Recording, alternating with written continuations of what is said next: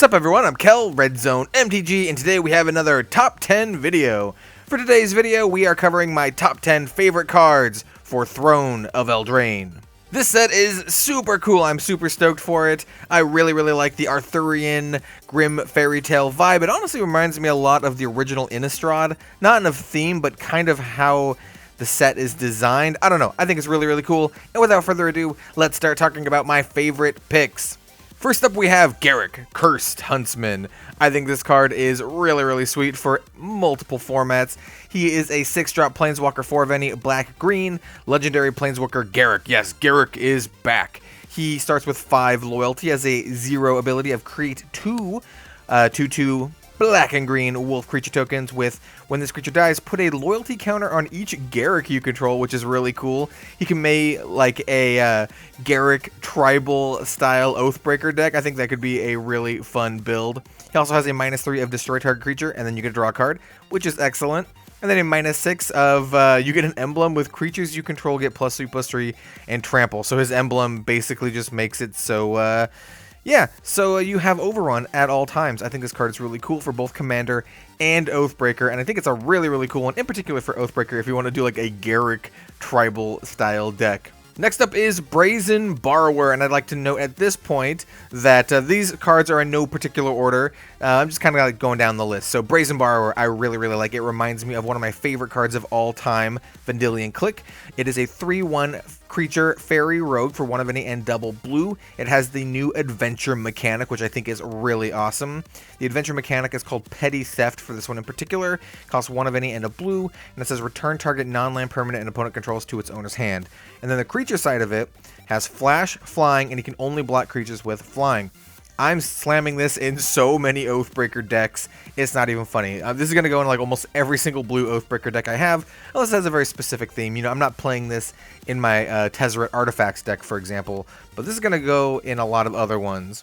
Next up is Order of Midnight, another adventure card. I love the alternate showcase art with the art by Seb McKinnon. So Order of Midnight is a 2/2 flying human knight for 1 of any and a black. It cannot block, and it has the Alter Fate adventure for 1 of any and a black. Return target creature card from your graveyard to your hand. I love this card. This card is so cool. I'm playing this in Oathbreaker and Commander. It lets you get stuff back from your graveyard, and then you can play it as a body that you can use to, you know, sacrifice or attack for 2 or whatever.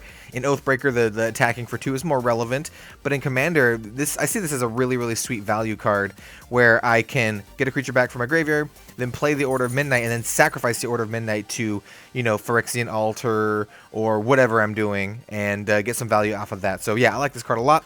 Awesome art, and pretty cool card. Next up, we have Circle of Loyalty, or the Round Table, basically. It is a legendary artifact for 4 of any double white. This spell costs 1 less to cast for each knight you control. So yes, this is the Round Table. It's not a table, it's a big glowing circle, but it's a really sweet one, and you definitely want to play some knights here. Creatures you control get +1/+1. Whenever you cast a legendary spell, create a 2/2 white knight creature token with vigilance, and then you can pay 3 of any and a white and tap it and create a 2/2 white knight creature token with vigilance. This is sweet. It just creates tokens, pumps your dudes. This card is really cool for a knight type deck. If you're going to make a knight deck, you're going to put the Circle of Loyalty in it, and I love the flavor. I love the art. Next up, we have probably my favorite card of this set. I'm not sure yet, but when I'm cracking my packs, I definitely want a foil version of this. This is Ayara, First of Locthwain. She is a 3-drop Elf Noble, legendary creature, 2/3 for triple black. Whenever Ayara, First of Locthwain, or another black creature enters the battlefield under your control, each opponent loses 1 life and you gain 1 life, and then you can tap her and sack another black creature to draw a card. This card does everything I want to do in black.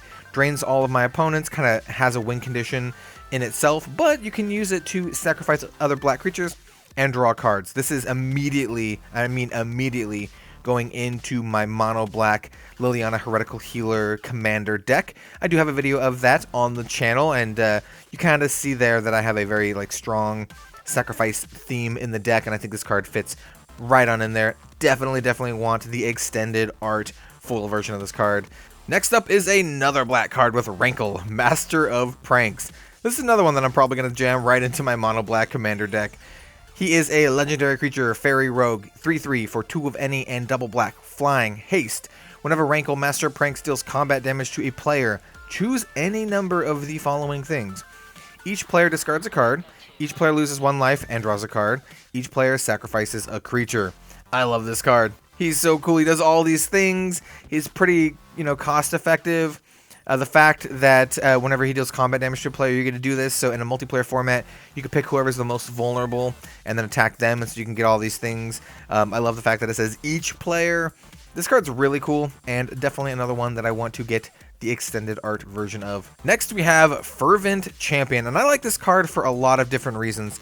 Not just for what it does, I definitely like it for what it does, but kind of for what it is. So Fervent Champion is a 1-drop human knight for 1 red. It is a 1/1 with first strike and haste. Whenever Fervent Champion attacks, another target attacking knight you control gets +1/+0 until end of turn, which is pretty cool. Equip abilities you activate that target Fervent Champion costs 3 less to activate, which I think is excellent. I think that ability is very, very good. All of the Sword of X and Y's, Sword of Ice and Fire, Sword of Light and Dark, all that kind of stuff. And you can equip them all to Fervent Champion for free. But what makes this really, really cool is that this is the 2018 World Champion Javier Dominguez player card. And the fact that they're bringing those back gets me really, really excited. Also, I love the fact that the dude, the Fervent Champion, is Javier, and he's holding the trophy. The trophy is like this lightsaber thing. I think this card is really, really sweet, and I love the fact that they bring back the World Championship cards. Next up is Robber of the Rich. We have Robin Hood here. He is a 2-drop, 1 of any, and a red human archer rogue with reach and haste. Whenever Robber of the Rich attacks, if defending player has more cards in their hand than you, exile the top card of their library. During any turn you attack with a rogue, you may cast that card, and you may spend mana as though it were mana cost of any color to cast that spell. I kind of said that weird at the end. You may spend mana as though it were mana of any color to cast that spell. Basically, he steals stuff from the top of your opponent's deck, and then you can play them. I think it's really sweet. I'm putting this in my mono-red Oathbreaker deck. I think it's even good in Commander decks because it kind of gives you card advantage. I really like the rogue synergy there. It's kind of weird, but I really like it. And yeah, not much else to say. This card's sweet. And it randomly has reach. I guess it's because it's an archer, which is kind of cool. So you can be a little bit more defensive with it. But yeah, you definitely want to be attacking and stealing your opponent's stuff. Next we have the Great Henge, and man, I love this card. It is a legendary artifact for 7 of any and double green. This spell costs X less to cast, where X is the greatest power among creatures you control, which is pretty cool. I mean, it's not additive, so you don't add up all of the power of your creatures. It's just the greatest power among creatures you control, but I still think that's pretty sweet. You can tap it and add 2 green and gain 2 life, which is awesome. And then it says, whenever a non-token creature enters the battlefield under your control, put a +1/+1 counter on it, and draw a card. Man, this is so sweet. This is everything I want to do. Draws cards, adds mana. I mean, you can even gain some life, I suppose. Pumps up your creatures. This is going in so many of my green Commander and Oathbreaker decks, it's not even funny. Next up we have Castle Garen Brig. This one is a land. By the way, I like the entire land cycle for Throne of Eldraine. I think all of them are really, really sweet, but I think I like the green one the most. All of them have this kind of ability where they say they enter the battlefield tapped unless you control a forest or, a plains for the white one or a swamp for the black one, that kind of stuff. You can tap it to add a green, and then you can pay 2 of any, double green, and add 6 green to your mana pool. Spend this mana only to cast creatures or to activate abilities of creatures. This is a really, really sweet ramp land. I mean, it's just really sweet. This is going to go in every single mono green deck from here till Magic ceases to exist, especially in singleton formats.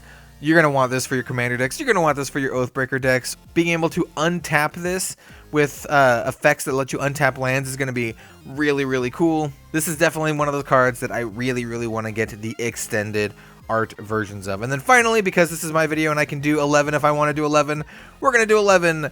This is Outlaws Merriment. This is a really cool enchantment for 1 of any, a red and double white. It says at the beginning of your upkeep, choose 1 at random, create a red and white creature token with those characteristics. What I love about this is it basically helps you form a like D&D adventuring group. I know it's supposed to be like Robin Hood's Merry Men or whatever, but I like to think of it as like you're forming a D&D party. So what are the tokens? There is a 3/1 human warrior with trample and haste, pretty cool. A 2/1 human cleric with lifelink and haste, also pretty cool. A 1/2 human rogue with haste, and when this creature enters the battlefield, it deals 1 damage to any target. The kind of bummer is as at the beginning of your upkeep, so you have to wait a full turn for this effect to actually happen, which is kind of a bummer. It'd be really cool if it was like at the beginning of each player's upkeep, so you can kind of get a whole bunch of value off of it and maybe make it cost a little bit more to make it more balanced. But in any case, I think this card is a really cool card. I don't know if it's like super good, especially in like Commander. Pretty cool in like Oathbreaker in my opinion, because the lower life totals helps make aggressive cards like this a little bit better. But maybe you can use the tokens to sacrifice things. I mean, anything that creates multiple tokens or tokens every single turn, I think has merit. One of my favorite things about Bitter Blossom, which is one of my favorite cards, is that it just makes a token every turn, and you can use that token to sacrifice to various effects. And this kind of does the same thing. But all your tokens also have haste, so if someone's open, you can attack someone with the token and then sacrifice it to whatever you want to do. So yeah, I like this card a lot. I think it's really good. And there you have it, guys. That is my top 10 favorite cards for Throne of Eldraine. I am super stoked for this set. I'm going to be picking up a collector's box. Man, those things are really expensive. I love them. I think the idea of the collector's boxes is really, really cool, and I'm like the target audience. I don't want a bunch of bulk cards. I want sweet like foils and alternate arts and stuff like that. But the price is like, it's ridiculous. So we'll see if we can get some of those at a better price. I did have a box lined up, and I will be opening it on the channel, but probably just one box. They're a little bit much. In any case, I hope you all liked the video. Maybe like, comment, subscribe, all that good stuff. Leave a comment down below of your favorite cards for Throne of Eldraine, and I will see you all next time for some more Magic the Gathering content. We'll see you then.